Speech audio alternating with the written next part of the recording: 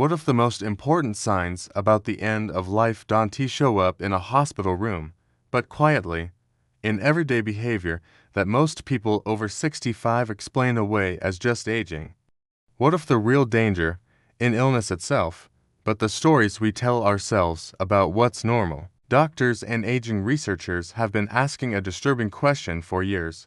Why do warning signs appear long before death, yet go unnoticed or ignored by families and even by seniors themselves? Here's the mystery. These signs don't arrive suddenly.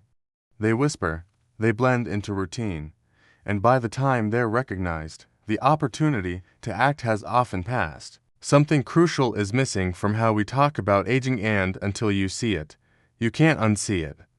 To understand what's happening, we need to follow the cause and effect timeline that begins far earlier than most people expect. The origins of this issue start in early adulthood. In our 20s and 30s, the body builds reserves muscle mass, bone density, cardiovascular capacity, and cognitive flexibility. Long-term studies like the Harvard Adult Development Study show that these reserves determine how resilient we are decades later.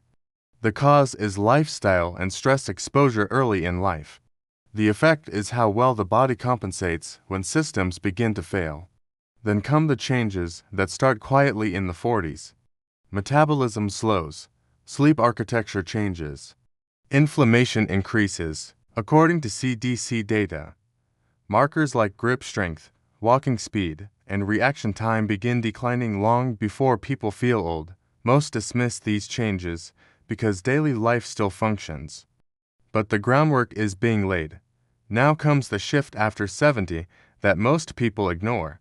Aging stops being about gradual decline and becomes about thresholds. Geriatric researchers like Dr. Luigi Ferrucci from the National Institute on Aging describe this as a tipping point phase. Small losses suddenly create big consequences.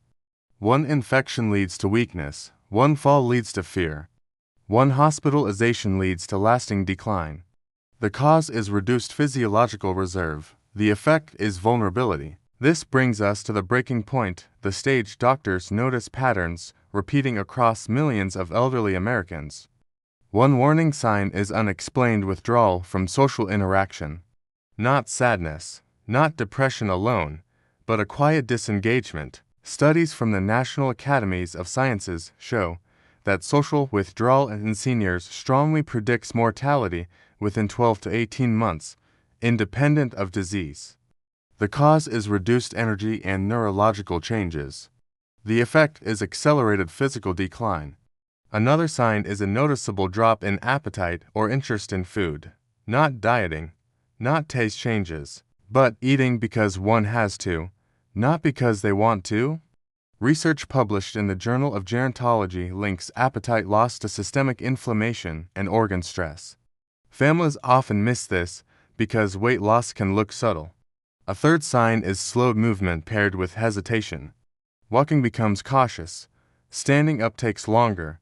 This isn't just joint pain. According to data from the Health and Retirement Study, reduced gait speed is one of the strongest predictors of near-term mortality in adults over 75. The cause is neuromuscular signaling decline.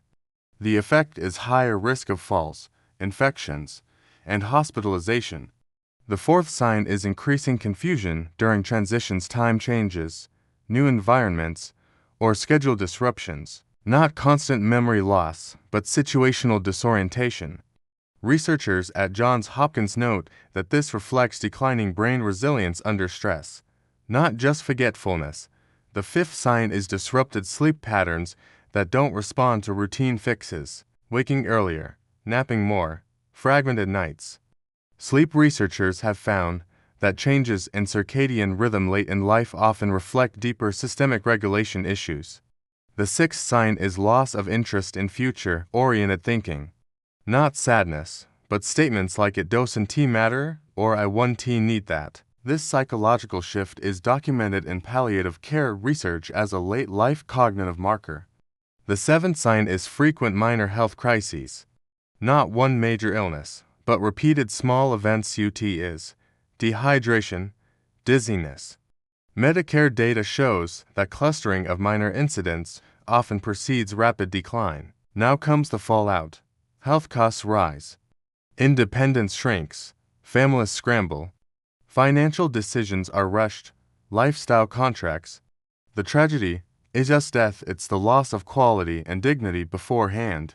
And here's where failed fixes enter. Old advice tells seniors to push through, to ignore changes, to stay positive at all costs. But ignoring signals doesn't stop them, it delays response. Studies show that early intervention nutrition support, mobility training, social re-engagement can significantly extend both lifespan and health span even after 75. This connects directly to today. Over 16 million Americans are now over 75. Most believe warning signs appear suddenly. Science says otherwise. Patterns repeat across populations, regardless of income or background. So, what can be done? 3 direct actions people over 60 can apply today. First, track change, not symptoms. Small shifts over months matter more than single events. Second, protect movement daily. Even slow, intentional movement preserves neurological signaling. Third, maintain future orientation planning, learning, anticipating even in small ways. Here's the clear warning based on evidence. Dismissing these signs as normal aging can steal months or years of quality life that could have been protected. And here's the open thought to carry with you. If the body gives warnings long before the end, what else in aging are we mistaking as fate instead of feedback? If this information could help someone you love, like this video and share it, and subscribe for the next chapter, where we lines uncover why some people reverse late life decline while others don't, and the difference has nothing to do with luck.